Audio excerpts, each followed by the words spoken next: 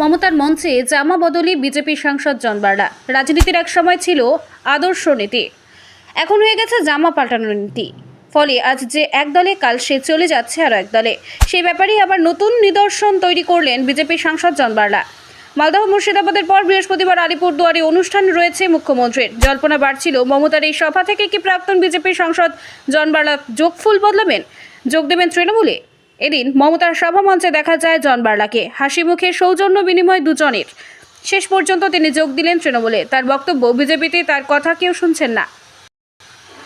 এদিন সভামঞ্চ থেকে মুখ্যমন্ত্রী একাধিক বার্তা দেন। তিনি বলেন, বক্সা টাইগার রিজার্ভ নিয়ে গ্রিন ট্রাইব্যুনালের যে সমস্যা আছে তার দিকে তার নজর রয়েছে, সেই বিষয়ে তিনি উদ্যোগ নেবেন। উত্তরবঙ্গের চা বাগান সম্পর্কে বলতে গিয়ে তিনি বলেন, অনেকেই অভিযোগ করছে তাদের উচ্ছেদ করার চেষ্টা চলছে। মমতা বলেন, কোনো উচ্ছেদ হবে না, আমরা অন্য রাস্তা খুঁজে বের করব। তিনি জানান, 59টি চা বাগান খুলেছে উত্তরবঙ্গে।